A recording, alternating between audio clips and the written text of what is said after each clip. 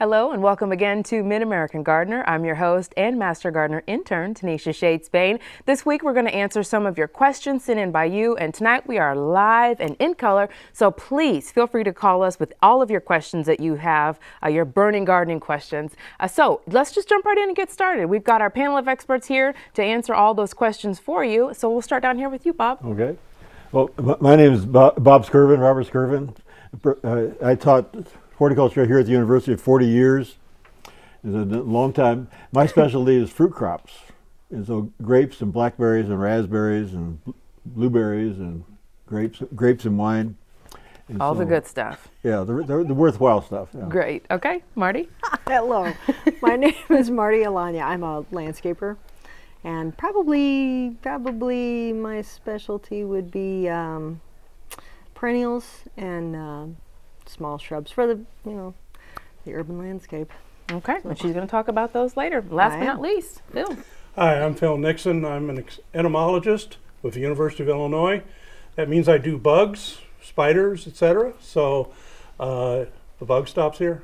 The bug stops here. Get that on a t-shirt. He probably has it. Probably. Okay, so speaking of fruit, Bob, we're going to start down with you. Okay. You brought a show and tell?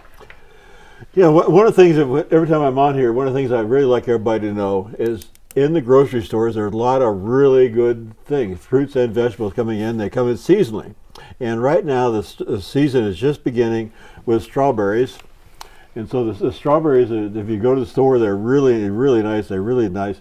But it's a question of the strawberries is how do you pick a good strawberry? What do you package? Well, the way I do it is you go to the store, you see all these beautiful packages like that. They pack them in plastic now.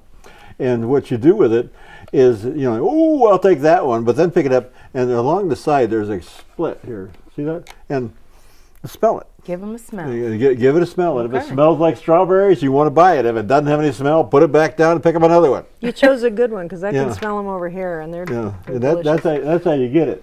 Now, once you get the strawberries in here, then the strawberries are, supposed to wash them. I eat caps and all. The whole thing. Oh God, those are good. And we talked before, the caps, there's something, tell me, I can't remember, but there was like a positive, like a benefit. There's a compound called ellagic acid. And ellagic acid is reputed to have some anti-cancer activity. That's it. And in particular, it affects hormone-induced cancers like prostate cancer, breast cancer. And so, anyway, gotcha. If you're making jam, don't leave all the caps. It makes really ugly jam with all the caps in there. But otherwise, just impress your friends. Eat a strawberry cap. Those are nice strawberries. Freak everybody out. Now let me ask you this: does the smell test work with berries as well? No. Now how do you? We'll get to that. We'll save that question for the next round. Some of the things aren't really fragrant, like blueberries. I got blueberries. We're gonna taste these pretty soon. But the blueberries really don't have a lot of fragrance. They just a lot of flavors. You really kind of go by color and. Okay. Yeah. All right. We'll sort that one out on the next round. Okay. So Marty, you've got a show and tell as well. I do. We had a viewer question about zinnia seedlings. Fred wants to know. He wanted to start them early, and when was the best time to do that? Well, I brought zinnias, and Fred, read the package. That's what us professionals do. This is 4 weeks to planting. Okay, not 4 weeks before last frost date. These grow really quickly. They're very easy to grow. I brought a little bit of something. This is a peat pellet. This is a peat pot. Okay. Sometimes, if you're lucky, they'll fit right in one another or not. These are obviously dehydrated. And when you put them in hot water, they grow into this. Okay, you can squish it. One end is sewn up and one end is open. Put the open end up just for fun. Okay, stick that in there. Put those in a tray that'll hold a little bit of water. Be sure and saturate these really well in warm water. And then, my fingers are wet, and then you take this little fella here, this little zinnia seed. Can you see him? I don't know. These little bitty guys, there's two of them. You can see them. They're very large for a seed, really. And you just stick them in the top of there and just push them down like that. You don't have to go any deeper than that. You don't have to worry about washing them in or anything like that. Do you want to put both of them in? Usually I'm going to do two. because sometimes, especially if the seed is a little older, because it might not germinate. I call them So duds. you stuff them back in there, yeah. And I'll tell you what, I keep track of this, how many seeds I put in a pot or something. It's like, well, our germination rate wasn't very good. I'm gonna write them. That's right. So anyway, all right, you can leave them in these, put them in a tray, put some hot water, pretty warm water. The peat will absorb it more quickly, right? And then, don't cook them. Right. Okay, when these sprout and they get about this high, take a little 3 or 4 inch pot like this, put a little potting soil in it. You can use seed starting mix, but by this time they're going to need potting soil, okay? So I also like to do this. Okay, there's the pot with the holes in the bottom, right? Take about a 1/4 sheet of a paper towel, fold it in half, put it in there. That'll keep all your dirt from washing out, okay? So you put your potting soil in on top of that, put this in the middle, get it just about up to the top. And when you put this potting mix in, put it in a bowl first and get it hot get it damp with warm water as well. Okay, and then when you put it in there, tamper down pretty good. All right, get 2 or 3 inches in there. Put this guy in right up at the just about to the top, and then pack it down. Push it down really hard with your fingers, because when you start to water that as it grows, it's gonna recede a little bit. So you don't think so. You think, oh, it'll be nice and fluffy and it'll be easy for the root. No, don't do that. Okay, pack it in there pretty well. And pretty soon, you'll have zinnias. It only takes a couple days. If you don't have a really, really sunny window, like a picture window, no, okay, then you probably should get a grow light. It'll keep your seedlings from being all spindly. But mostly, don't plant them too far ahead. And remember, they don't take very long. A couple of weeks indoors is all you're going to need. And they'll be ready to set out as soon after the last frost. Okay. And they'll just take right off and grow. These happen to be a giant variety, 4 to 6 inch flowers. Bazinga. Wonderful. And we were talking about the butterflies. They will come and visit. Oh yeah. They love them. Yeah, you Yeah. can buy them in individual colors, or you can buy them in mixed colors. I have a mix here for the clients I grow these for. But Awesome. they're so easy. They're so rewarding. They're 2 to 3 feet tall, and they really pack a punch. Very pretty. Okay. Thank you, ma'am. All right, Phil, we're going to go to you. We've got a question about Japanese beetles, right? Yeah, we actually have 2 of them. Okay. And the first one's from Deb, and she says, I grow over 100 roses. How can I control Japanese beetles? Well, one thing, it makes a difference on which particular roses you're growing. Most people are growing roses that look kind of like this, only they're not silk and fake. But the original roses are single flowered. They're going to look somewhat like this, and bees like these, and they usually don't like these. These are kind of a zero as far as pollination goes most of the time. They've essentially been bred and bred and bred and bred to where these are called double flowered, these are called single flowered, and the single flowered normally have nectar and pollen in it, the double flowered normally do not. You need to kind of watch your roses and see if you end up getting bees and flies and so on, pollinators of various types, coming to your roses. If they don't come to your roses, then you're kind of home free. You can use imidacloprid, which has got a lot of nasty things said about it as far as pollinators go. It's not just that, it's several things going together that can be a problem. But at any rate, you do not want to put imidacloprid on flowers, roses that are going to have pollinators going to them, which are normally going to be the single blossomed ones. But some of the double blossoms can also bring it also. What if you've got roses, single blossom or double blossom, have Japanese has bees that come to them, and butterflies and all these sorts of pollinators? And what do you do about Japanese beetles? You kind of read it and weep. You can put netting over the top. You can spray the lower part, the foliage, with a pyrethroid insecticide such as 8 insecticide spray. But you have to realize one thing that's very important. The rose family, which includes most of the fruits that we use, the plant wants to be eaten. It grows to be eaten. We forget that. including the flower of the rose, wants to be eaten. And so you look at it. So when you look at a Japanese beetle coming to it and it's just destroying the rose, the petals are being eaten. There's fecal matter all through it. All this sort of stuff. Rose is going, great. My kids are going to be many. All right.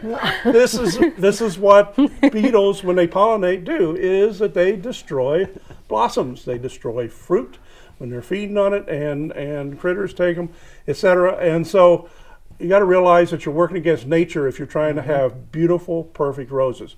Rosarians that live in that really want to have nice ones for shows, that live in Japanese beetle country, use net bags around the buds that they want to keep. That's how the professionals do it. All right, and so it's not a real good easy thing to do, but if you have roses that the beetles that the pollinators not coming to, but the beetles do, the imidacloprid works very, very well, and so are some other insecticides, such as 8 insecticide spray. The second part of this is from Joseph G. He says, I have 5 apple trees in the field behind my home. 4 are red apples, 1 is a golden nugget. Why is the yellow apple tree a target for both the Japanese beetle and the deer? Neither seem to be interested in the red apple trees, and the beetles strip the yellow apple tree of its leaves. Also, the deer peel the bark off and fall and chew the buds in the spring. Well, in the situation there, again, there are sprays that will help keep the insects off. The nice thing about apples is they bloom early. You don't spray when they are blooming, but then they stop blooming, and then once those apples get up to about the end of your thumb, it's so many millimeters, it comes out to about a ½ inch in diameter. Then you can start treating and spraying for them, protecting them. And again, apples are made to be eaten, best we can tell. Mastodons loved the things and ate them and walked all over the place and defecated them out and put out new apple trees. Voila. Better than Johnny Appleseed ever thought of doing. So again, they want to be eaten. They move the seeds that way. Okay. Why do they like the yellow one and not the red ones? Give it a few years, they'll probably switch. It's been my experience that they will switch back and forth. So there's nothing really there that I'm aware of that is involved. There may be some attractants. When it comes to the deer are going to rub their antlers against it in the late summer, early fall. They will actually put some smell from the underside of their body on it, and so they'll actually get up on top of a tree and run back and forth on it. Just annihilates the trees. What you need to do is put something there that they can't annihilate, which means a couple free T-posts. Make sure the plates on the bottom are facing towards the tree so you're not cutting across roots when you put them in. And you got something big that's made of metal in the way of a deer going through there and getting all over it, ain't going to do it. And so they will also be repelled when they're chewing on the buds with deodorant soap, such as Dial soap, hung out on the end of a branch, not next to the trunk. Rabbits love soap. You don't want it there. You want it on the end of a branch. That'll help repel it. Okay. Phew. All right. We're going to take a break before we go back to Bob and take some calls. We've got Alan in Decatur with a question about amaryllis bulbs. Alan, are you there? Yeah. Hi. Go ahead with your question. Yeah, the bulb here is bloomed and everything. It's really pretty. I just want to know if I can save the bulb some way. And then it's got some seeds, little green knots popped on top. I don't know if that's seeds or not. Mm-hmm. That's a good thing. Yes, that is the seed pod left from the flower, and I would probably cut that off. Take as much of the stem off as you can get with it. Wouldn't worry about trying to germinate those, but the amaryllis bulb, definitely you can keep. Don't cut the leaves off, just the flower stalk, and then you can feed that bulb a little bit and keep it damp in the house now.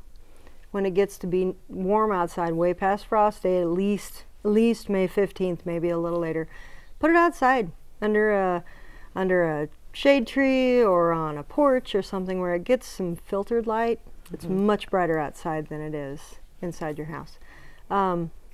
Even under a tree, the foot candles of light will be a lot higher than they are in your sunny window.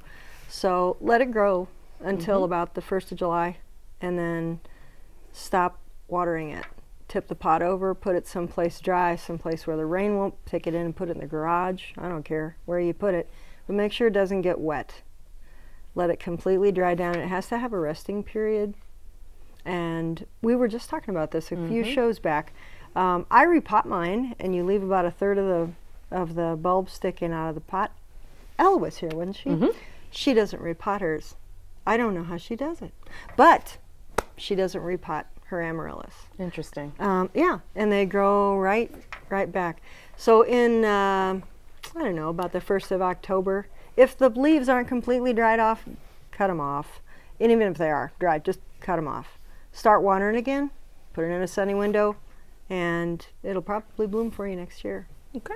Just a reminder, we are taking calls, so if you want to give us a call and ask your question, the number is 217-333-3495.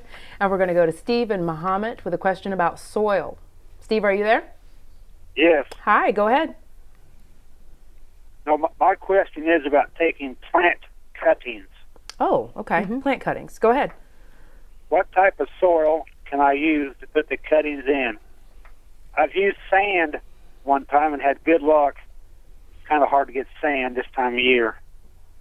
What else could I use? I've used vermiculite. It works pretty well. I You bought can some of those buy clay it. pellets, and I'm Yeah. having success with those too. Okay. Yeah. If you do want to do sand again, you can buy it in a. They should have bags of sand in a garden center.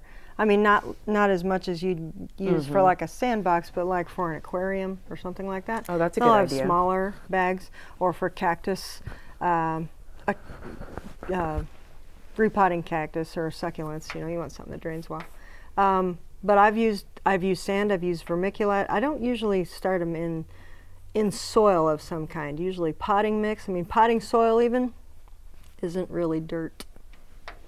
Industry Surprise. secret. Yeah. So We used to it'll- probably get a lot of plants in sphagnum peat moss. Sphagnum peat Spha- moss works really works well. real well. I've used perlite too, but I like vermiculite better. It holds the water a little more. So Okay. All right. Mary in Champaign. Mary, are you there? Hello. Oh, we're trying to get Mary. Hang tight. Hang tight. Hi. Hi, Mary. What's your question? there she is.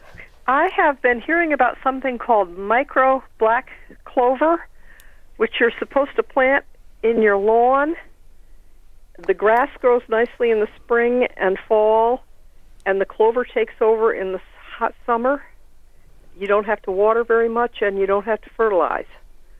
What is that something you can use in this climate?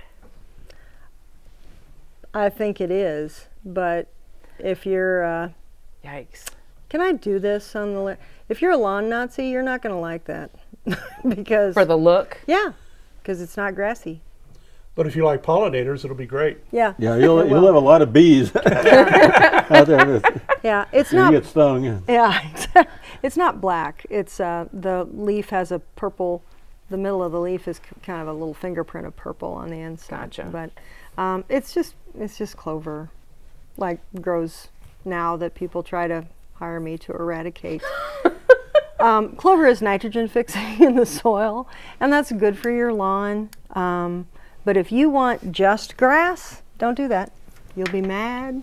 You won't like it It at won't all. have the look. Yeah, that it won't. she's looking It for. won't have the look. It'll be a little patch, and the clover moves right around, you know, and it'll make itself at home. Then you'll be calling Marty to and come then in. you'll be mad because you don't like the way it looks. All right. It's a broadleaf, you know. And It's then got a little on round. the go other ahead. hand, we bought a place a little over 30 years ago, had no clover in the yard, went into town, bought some white Dutch clover, overseeded it, because now it produces its own nitrogen for the grass, and everything works great. Oh yeah. And My- we get bees. That's Yeah. nice. I don't care what the lawn looks like. It gets tall, we cut it. Whatever grows out Same. there, fine with me. I don't have time to mess around with that. Okay. But yeah, whatever grows there is fine. That's why they're recommending it, because it fixes nitrogen, like Phil said. Okay. We're into Kim in Effingham with a question about hydrangeas. Kim, are you there? Kim? Hi, Can you hear Kim. me now? Ah, Yes, there she is. wonderful. There you are. Go ahead with your question. I have had a really hard time growing white hydrangeas, and I don't know They say they eat full sun, but I don't know if I'm doing something wrong. They have died probably 3 or 4 times. I know that sounds silly, but I love them. I don't know if you have any alternatives of a plant that might grow better. I think the problem is that maybe it's just too much sun because they're in full sun, but I've seen people grow them in full sun, so I don't know if you have any suggestions for me. What's the variety that you're trying to grow? Do you know? I couldn't tell you that. Well, there are a lot of different varieties that bloom in white, and there are different types of hydrangea, and there are different cultivars within that type. Are the heads round or are they cone shaped? Did we lose her? Kim, are you there? Yep, I'm here. Are the flower heads round or are they shaped like a cone? No, they're round. Okay. I would recommend testing your soil, because you might have something going on there that's working against your hydrangeas.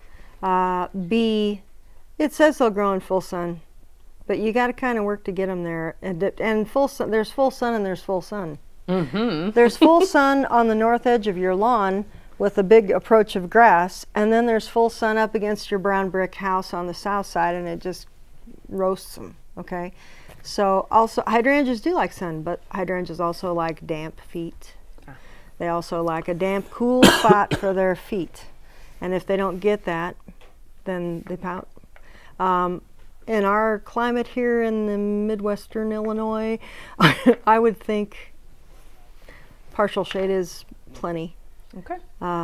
So test your soil. You can do it yourself. You can get a home soil test kit. It's not difficult at all. It tells you right in there what to do and what to look for and what to add and how to do it. Expand your neurons. So Yeah, mine do best on the north and east side of my house. they do. They do. They really don't. You can do full sun, but they better have a low All the other spot where they're checklists. Yeah, there's an ideal spot there, Okay. and up against your house where it's hot and it's a lot of reflected heat and it's beating and no relief. It's not good. Okay, we're going to Ann on line 5. She's in Charleston with a question about pruning. Ann, are you there? Yes, I am. Hi, go ahead. I have a bush honeysuckle, and the instructions that came with it said to prune it in the spring.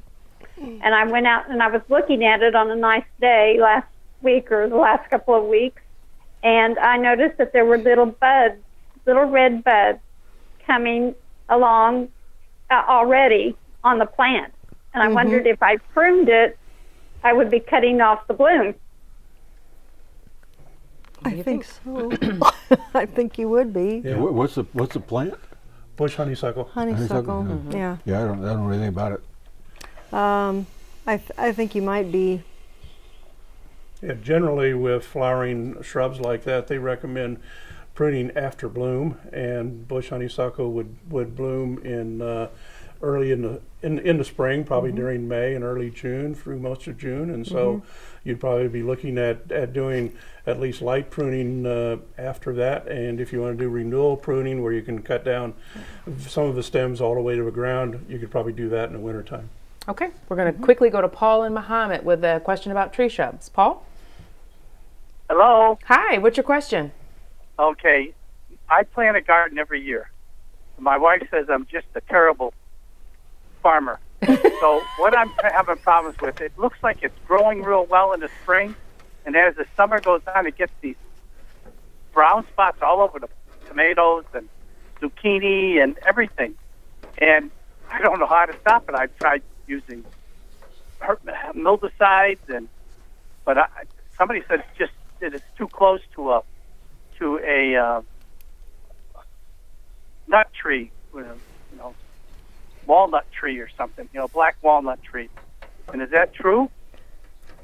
If a garden is within the height of a walnut tree out, then or even twice that, at least 1.5 times, that's enough to have a juglone have an effect on it. But a lot of times you want to make sure you're looking at varieties that will do well in this area, and the University of Illinois Extension has lists of varieties and so on, a gardening guide that will be very helpful on that. So generally you have to have the right conditions, and sometimes if you have enough space to do so, it sometimes is useful just to try your garden in another spot. Sometimes there are little things going on that you don't quite understand. There might be something underneath that soil that's a bunch of limestone or something you don't know is there. Some things are happening that you don't quite understand. What Marty talked about with a soil test is always a good idea too. These are all things that you might want to look into. Okay. We've got about a minute left. So, Bob, we didn't get to your blueberries. If you want to talk about those and how to pick them and how to know you get the right ones. Yes, right now, too, the blueberries are coming out. They're not from the United States. They're from all over Mexico. These are from Chile, and they're Peru, if you've seen them in the store. But they are really beautiful. Now, when you pick blueberries, all I do is I want them really blue. The blue as that, right? I think you can roll them around. If there's a whole lot of pinky ones there, the pink ones are not very sweet. But as long as they have really nice color, and in terms of smell, they really don't have a smell, but they certainly have the flavor. They're wonderful. But there's a lot of them right now, and watch for them and get the really nice color, and they're not very expensive. They're Okay. not bad. I've been All doing right. really good. blueberries, too. Thank you guys so much for coming, and thank you for watching, and thanks for sending in and calling with all of your wonderful questions. And we will see you next week. Find us on all of our socials. Thanks a lot. Good night.